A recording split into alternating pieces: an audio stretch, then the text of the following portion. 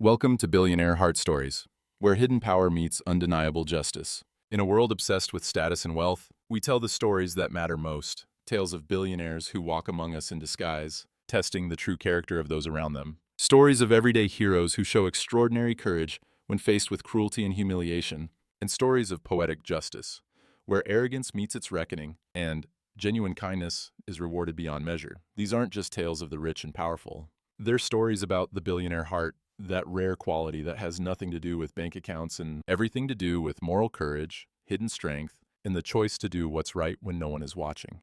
Some people are born into wealth.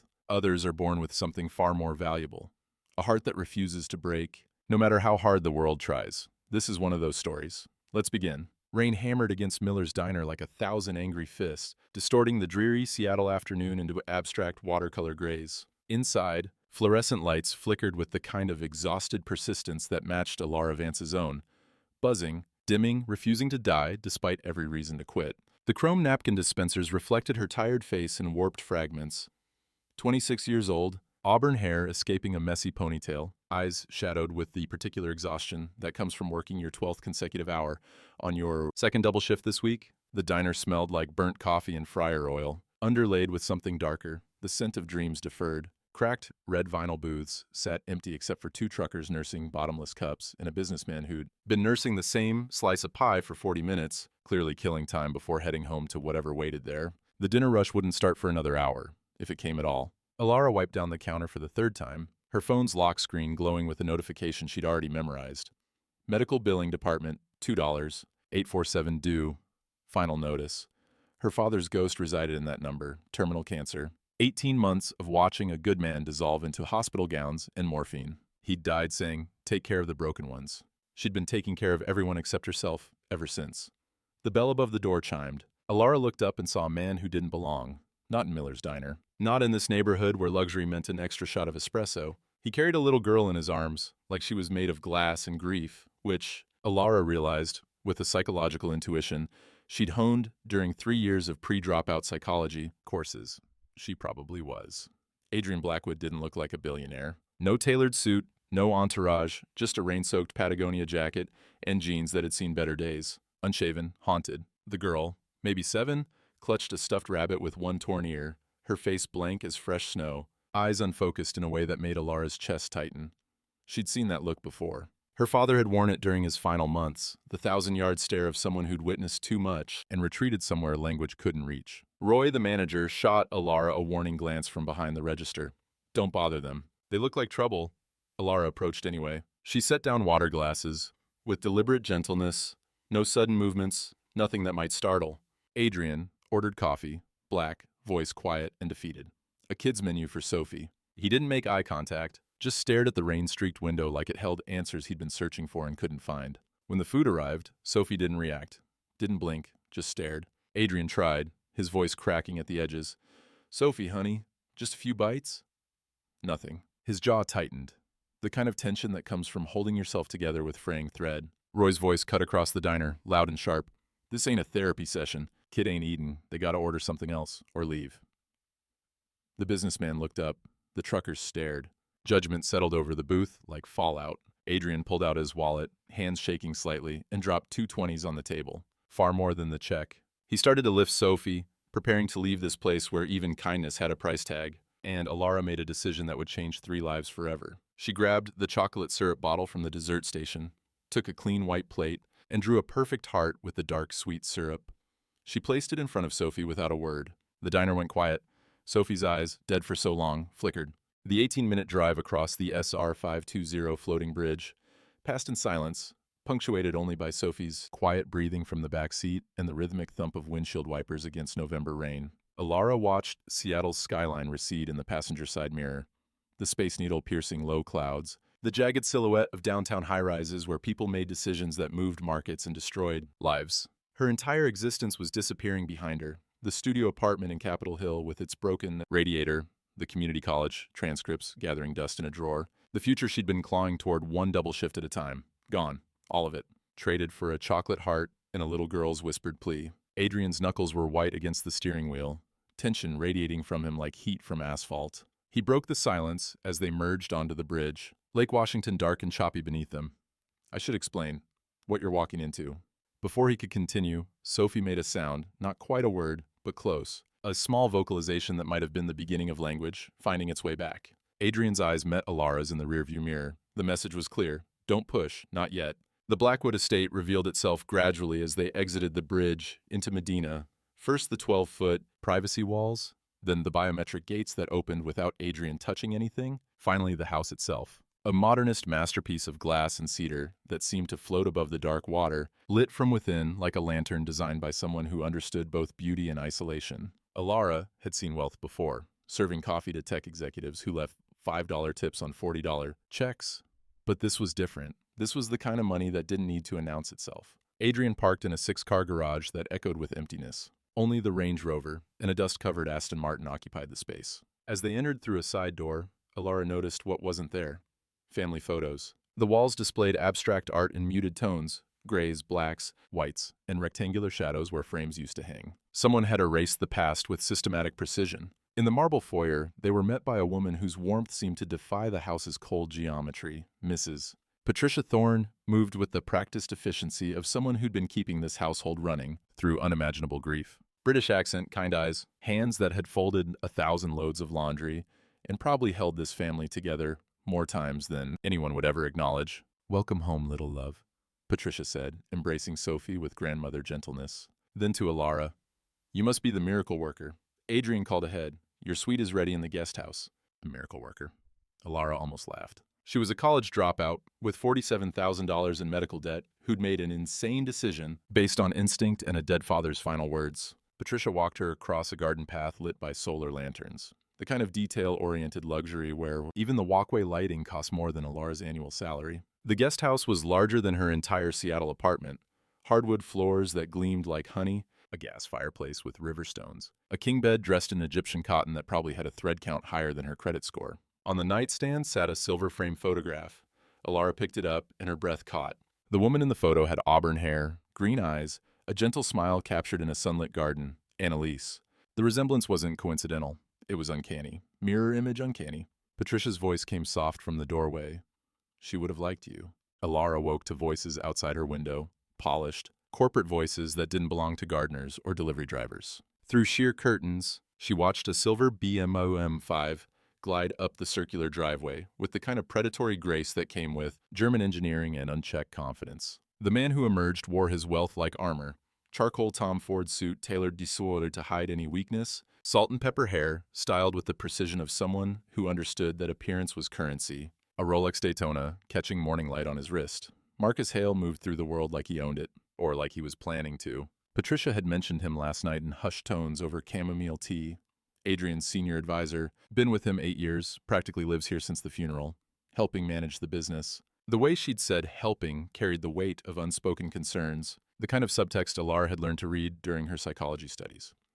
When people emphasized innocuous words, they were usually masking their true meaning. In Adrian's study, Marcus greeted Elara with a handshake engineered for first impressions, firm enough to project competence, brief enough to maintain professional distance. His smile was practiced, the kind refined through 1,000 board meetings and country club brunches. "So you're the miracle worker," he said, voice smooth as aged whiskey.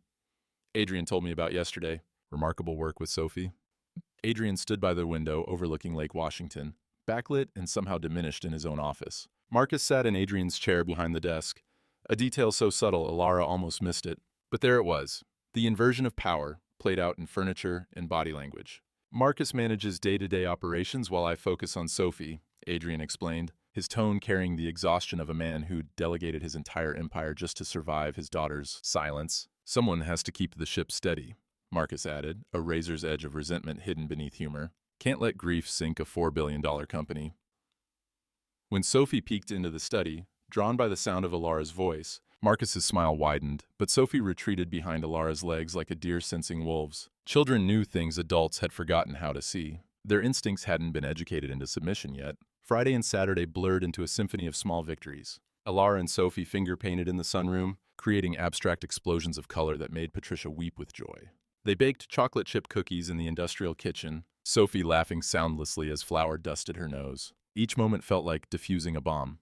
One wrong word, one careless touch, and the fragile trust would shatter, Saturday afternoon brought an art session in the garden, watercolors and sunshine, a rare gift from Seattle's November sky. Sophie painted flowers, a woman with auburn hair holding hands with a small girl, images of hope rendered in primary colors. Then her brush went dark, black and red swirls, a figure in a suit, and on the figure's wrist, painted with disturbing precision, a red spider tattoo. Elara's hands went cold. "Sophie, have you seen this person?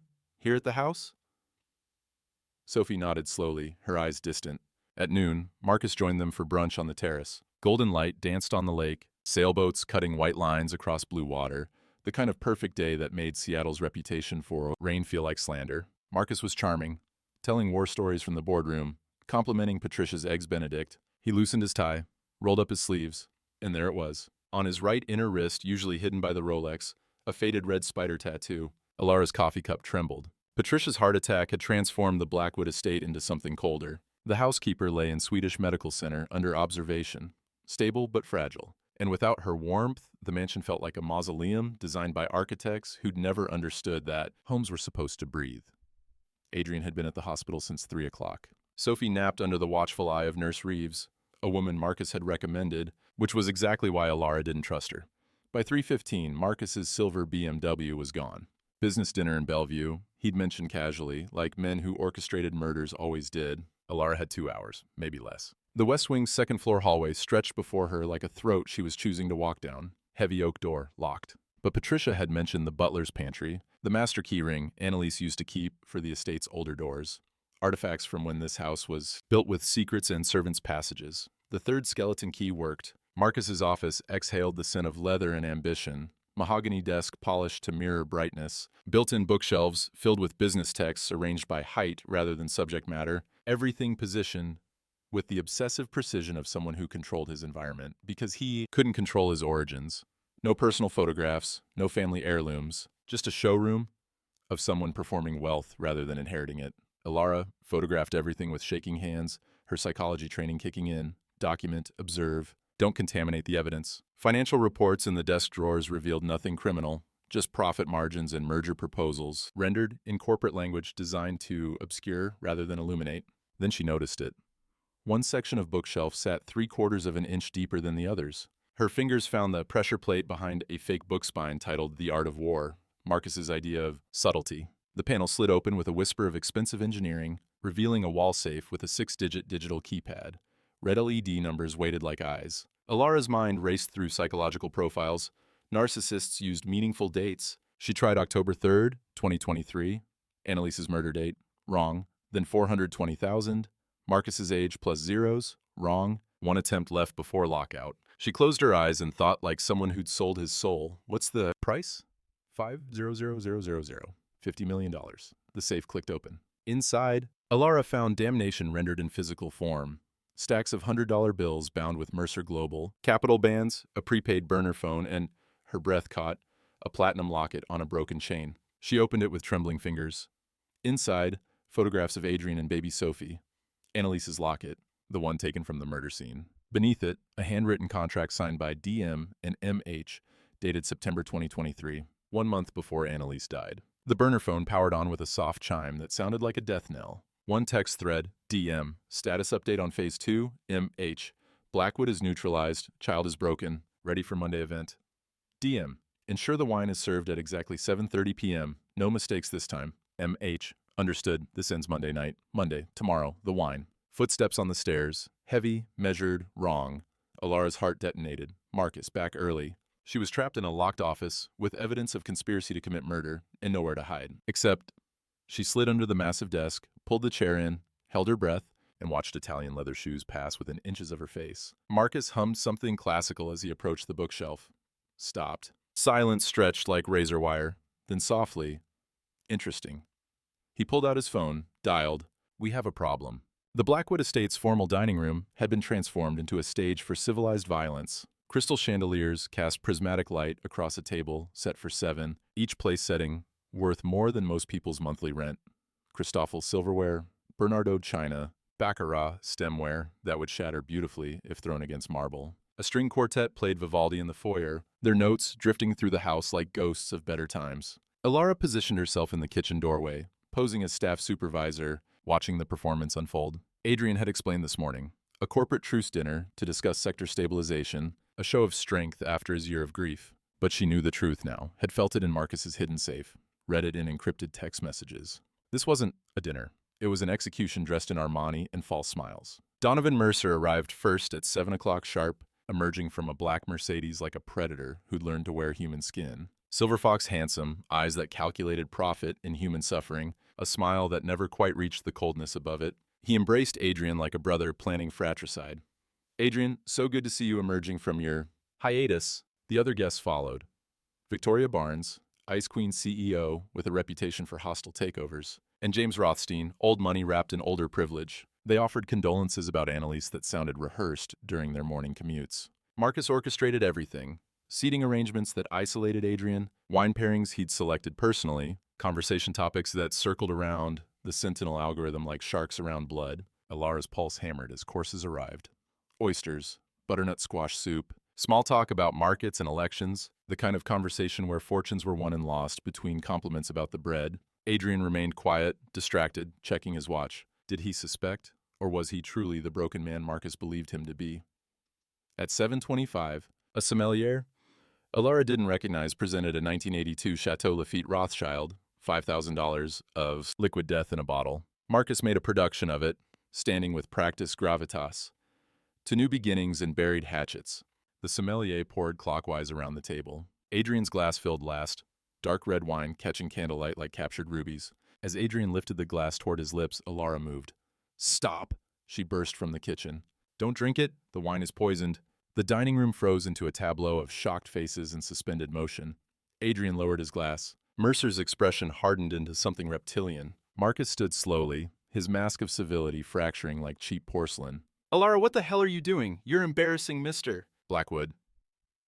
She pulled out her phone, photographs already queued.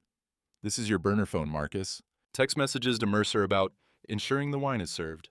This is Annalise's locket, in your safe. And this contract proves you've been planning to kill Adrian since before his wife died." Marcus's transformation was instant. The polished advisor disappeared, replaced by something feral and cornered. He grabbed Elara, a Glock 19 appearing from his jacket, cold steel pressed against her temple. "Nobody move!" With his voice cracked with desperation.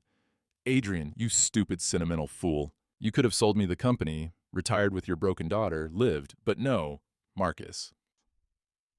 Adrian's voice dropped into registers Elara had never heard. Cold, lethal, absolutely devoid of the grief that had defined him for months. "I've known about you and Mercer for 6 months. FBI's been building a RICO case. Every call, every transfer, every meeting, recorded."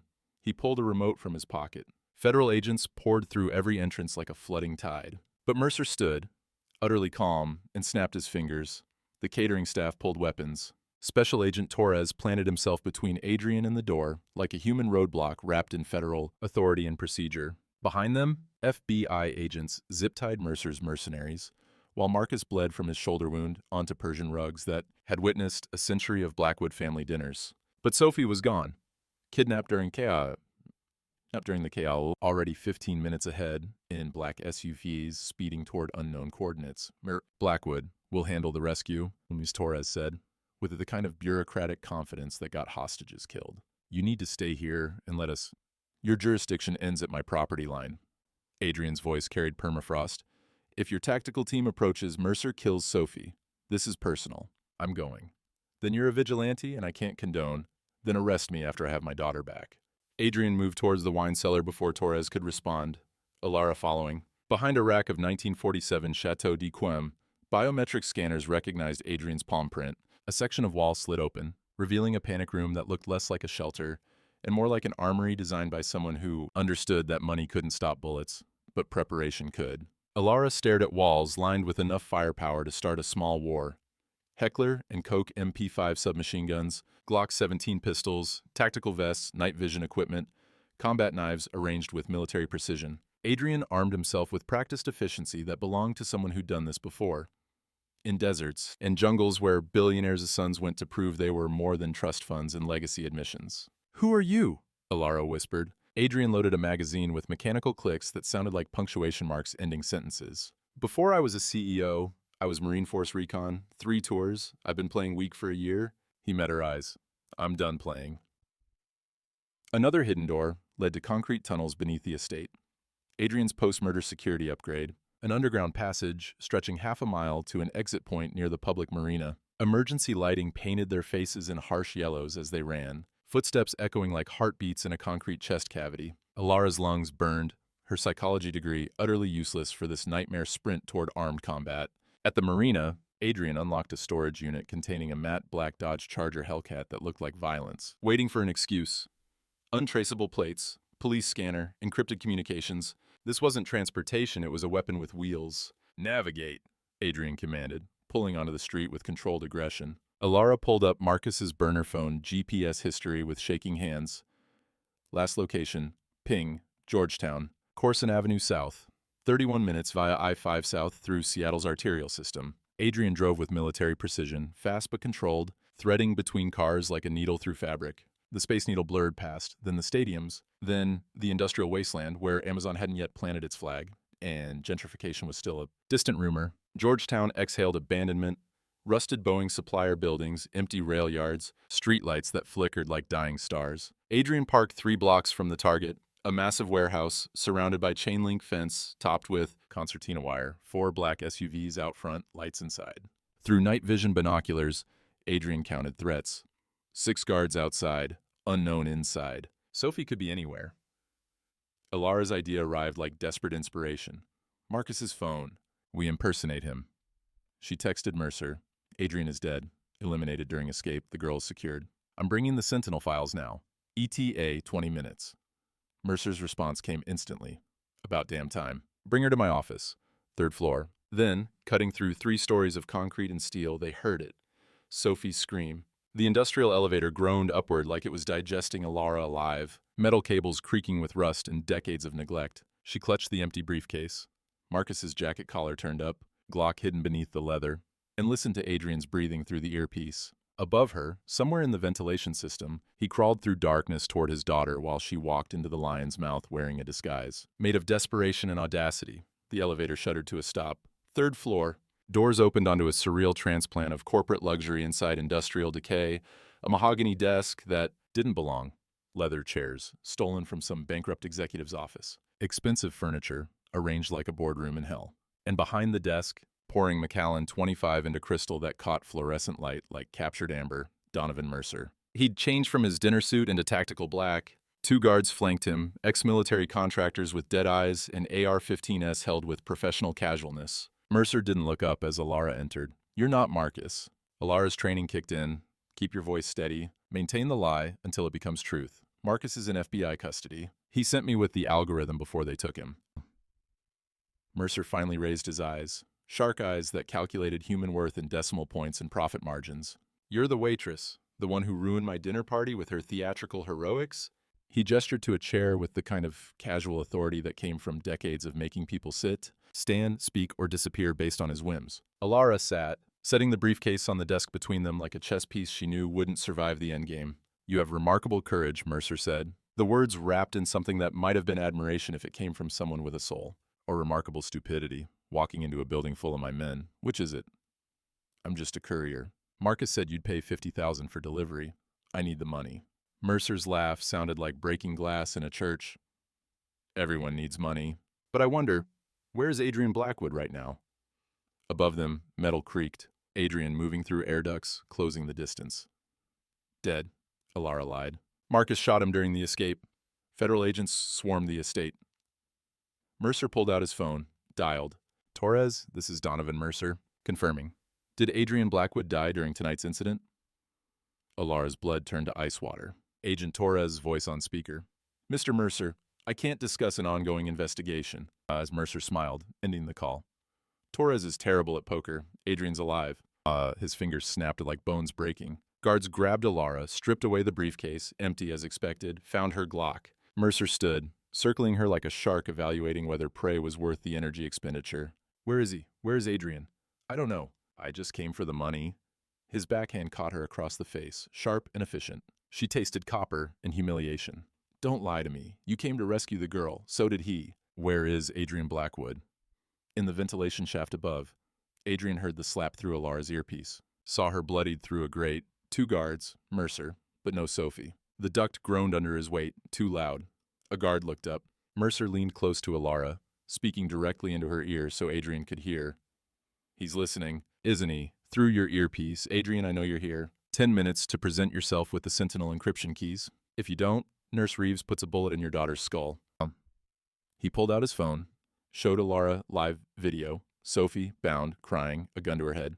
Tick-tock. 90 seconds. That's all the time Elara had between Sophie's scream and catastrophe. She scanned the east wall through blood-crusted vision. There, behind a filing cabinet, a gray electrical panel that held the difference between rescue and execution, 20 feet away. 2 armed guards between her and salvation. She coughed, hard, choking on blood from Mercer's backhand. Water. Please. One guard's grip loosened. She doubled over, fell to her knees. The guard bent to help, and Elara drove her elbow into his throat with everything her father's dying body had taught her about fighting when fighting was the only option left. She grabbed his sidearm, fired, not at flesh, but at the ceiling-mounted fire sprinkler system. The sensor exploded. Cold water flooded the office in a chemical rain. Chaos bloomed like a flower made of violence and shouting. Elara ran through the deluge, bullets sparking off metal filing cabinets as Mercer's guards fired blind. Her fingers found the panel, ripped it open. Dozens of breakers, colored wires, a maze of electrical infrastructure. Adrian's voice crackled through her earpiece. Main line, red switch, top right. She found it, threw it. The world went black. Emergency generators would engage in 30 seconds. But in that half-minute window, Adrian became what he'd been trained to be in Fallujah and Kandahar. A ghost with a gun and a singular purpose. He dropped from the ventilation shaft 12 feet down, landed silent despite the distance, night vision painting everything in green-tinted clarity. First guard, disarmed with a wrist lock, unconscious from a rear-naked choke in 4 seconds. Second guard, pistol whipped, down before his finger found the trigger. Adrian moved like water through stone, inevitable, unstoppable. Mercer fired blind into darkness, 3 shots that found nothing but drywall and desperation. Adrian tackled him across the mahogany desk, and they crashed into furniture that cost more than most people's cars. Mercer pulled a knife, slashed wild. Adrian blocked, disarmed, pressed his Glock against Mercer's temple. Where's Sophie? Mercer laughed through bloody teeth. Too late. Reeves has her in the elevator. If I don't radio in 60 seconds, your daughter dies. 2 floors below, in an elevator trap between darkness and decision, Sophie stood beside Nurse Reeves with bound hands and a gun aimed at her skull. The power outage had stopped the car mid-ascent. Reeves's finger twitched on the trigger. Your daddy is about to watch you die, Reeves whispered. But Sophie remembered her mother's final moments, the year of silence, Elara's chocolate hearts, her father's desperate love. Something inside her didn't break. It broke free. She opened her mouth and screamed, not in fear, but in primal 7-year-old rage. Daddy! Her voice pierced concrete and steel in a father's heart. Adrian's head snapped up. He released Mercer, ran, found the elevator shaft, forced doors open with hydraulic override. The car hung 15 feet below. Through the gap, Reeves aiming at Sophie. No time for hesitation. Adrian jumped, landed on the elevator roof with bone-jarring impact, ripped open the maintenance hatch, dropped inside. Reeves spun, fired. The bullet grazed his shoulder. He didn't feel it. He grabbed her gun hand, twisted until cartilage popped. Sophie bit Reeves's arm with feral precision. Adrian ended it with a single punch. He cut Sophie's bonds. She threw herself into his arms, sobbing, Daddy, Daddy, I was so scared. He held her like she was the only truth in a universe of lies. I've got you, baby girl. You were so brave. Upstairs, emergency lights flickered on. Elara showed Mercer her phone. I've been recording everything. This video goes viral tonight. They escaped down a rusted fire escape that groaned and threatened to collapse. Adrian drove like he was outrunning death itself. But when they reached the estate, spray-painted in red across the door, Mercer sends his regards. Dawn broke over Lake Washington like a wound opening, pink and raw and beautiful in the way that only survival could make beautiful. Adrian, Elara, and Sophie sat in the estate's kitchen wrapped in shock blankets that FBI medics had draped over their shoulders like ceremonial robes for the traumatized. Sophie hadn't released Elara's hand for 3 hours, her small fingers gripping with the kind of desperate strength that came from almost losing everything. Special Agent Torres sat across from them, his federal authority softened by exhaustion, and something that might have been respect. Mercer was apprehended at SeaTac, attempting to board a private jet to Singapore. No extradition treaty.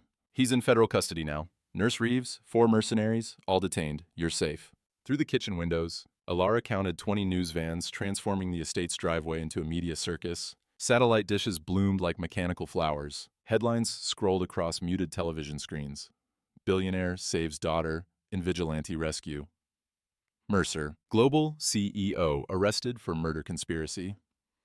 Blackwood's year of silence ends in gunfire. The world wanted its pound of flesh dressed as answers. Adrian's phone displayed 237 missed calls. Board members, investors, journalists, lawyers circling like vultures who'd learned to wear Brooks Brothers and speak in press releases. The empire he'd abandoned to save his daughter now demanded explanation for why their CEO had become judge, jury, and nearly executioner, doctor. Sarah Martinez arrived mid-morning per FBI protocol, a child psychologist with kind eyes and patience refined through decades of coaxing truth from traumatized mouths.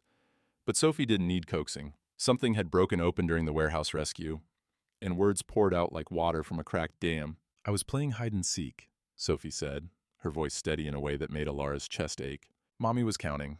I hid in her closet. Then a man came in. He had a red spider on his arm. Mommy said, 'Marcus, what are you doing?' He said," her voice fractured, "I'm sorry, Annalise. It's just business." Adrian pulled her close, and Torres recorded every syllable, admissible evidence that would bury Marcus's memory alongside his body. By noon, the legal machinery ground forward with bureaucratic inevitability. Prosecutors offered Adrian a deal: testify against Mercer, overlook the vigilante charges. His lawyers begged him to accept. He refused with the kind of certainty that came from knowing some debts couldn't be negotiated. "Charge me if you want. I'd do it again." At 2 o'clock, Adrian held a press conference against every lawyer's screaming objection. He stood on the front lawn wearing the Blackwood family signet ring he hadn't touched in 13 months. Visual declaration that the broken man was gone, replaced by someone who'd remembered how to fight. His statement lasted 90 seconds. The facts, the betrayal, the rescue, no embellishment. Truth delivered like a surgical incision. A reporter shouted, "Mr. Blackwood, who is Elara Vance?" Adrian looked back at Elara, standing in the doorway with Sophie, and smiled, genuinely, for the first time in a year. "Elara saved my daughter's life, and mine. She's family." The way he said family carried subtext the cameras couldn't capture, but Elara felt in her bones. That afternoon, she packed her belongings in the guest house. The job was done. Sophie was speaking. The killers were caught. She had money now, enough to finish her degree, start over. She should leave this world of wealth and violence. But when she zipped her suitcase, Sophie appeared in the doorway, holding a crayon drawing. Adrian, Sophie, and Elara holding hands in front of the estate. Underneath, in shaky letters, "My family." "Don't go," Sophie whispered. "Please, we need you." 6 months had transformed Miller's Diner from a graveyard of deferred dreams into something that smelled like hope baked at 350 degrees. Sophie's kitchen occupied the same address on 4th Avenue, but everything else had been reborn. Floor-to-ceiling windows replaced cracked vinyl darkness. Exposed brick walls displayed children's artwork signed by young artists from local schools, and the menu board listed items that told stories.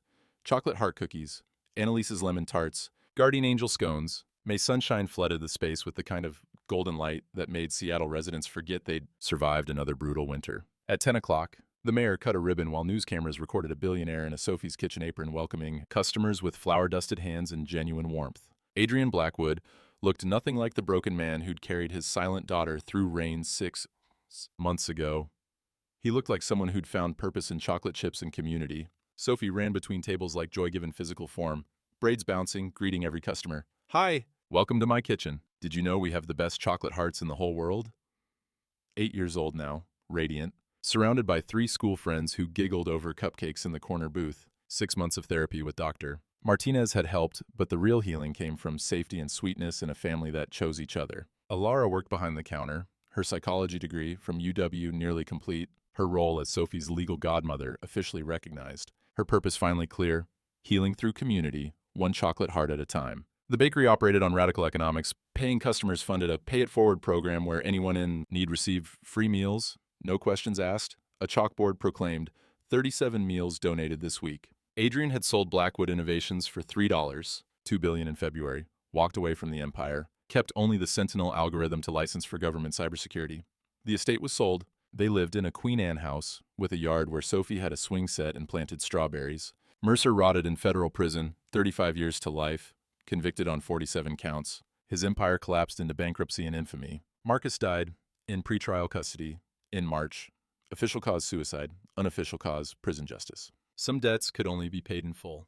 At 2 o'clock, Adrian closed for their daily family break. He, Elara, and Sophie sat in the window booth where everything had begun. They shared Annalise's lemon tart, while Sophie talked about her piano recital, and Elara mentioned her thesis on trauma-informed care. Adrian just listened, content in a way billions had never bought. Sophie grabbed the chocolate syrup bottle, drew 3 hearts on her empty plate. "We're the chocolate heart family." Adrian pulled Elara aside to the kitchen, took a white plate, drew a perfect chocolate ring with a diamond rendered in dark syrup, got down on one knee, flour dust on his jeans, and his voice carried everything 6 months had built. "Elara Vance, you saved my daughter with a chocolate heart. You saved me too. I don't have fancy speeches. I just know I don't want to do life without you. Will you marry us? Me and Sophie?" Elara's tears fell like rain that finally meant renewal instead of grief. She picked up the syrup bottle with shaking hands and wrote, "Yes." Sophie screamed from behind the pantry door where she'd been hiding. "She said yes." The kitchen erupted. Customers applauded through the windows. Adrian pulled Elara into a kiss, witnessed by strangers who felt like family. Sophie wedged between them, holding both their hands. "Does this mean Elara is my mommy now?" Elara knelt. If you want me to be, sweetheart. I want the biggest chocolate heart ever for the wedding." They call these billionaire heart stories, tales of hidden wealth and poetic justice, of secrets revealed and wrongs made right. But this story was never really about billions. It was about a broken man who learned that strength isn't measured in quarterly earnings or corporate victories, but in showing up for your daughter, even when showing up feels impossible. It was about a silent girl who discovered that trauma doesn't have to be a life sentence, that with the right people, healing happens one chocolate heart at a time. And it was about a waitress who proved that the most valuable currency in this world isn't deposited in banks, it's deposited in moments. The choice to draw a heart when everyone else walks away, the courage to stay when leaving would be easier, the radical act of choosing love when fear seems more reasonable. Family isn't always something you're born into. Sometimes it's something you build from scratch with broken pieces and chocolate syrup and the stubborn refusal to give up on the people who need you most. So here's the question worth sitting with.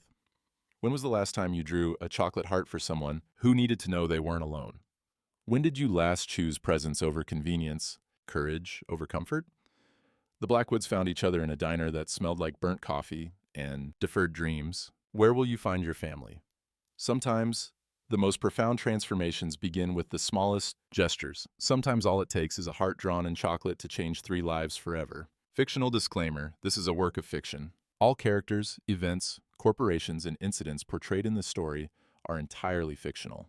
Any resemblance to actual persons, living or dead, real companies, or actual events is purely coincidental. This narrative was created purely for inspirational and entertainment purposes. It explores themes of resilience, family, and redemption through fictional dramatization. The story's message about kindness, chosen family, and healing is real, even if the characters are not.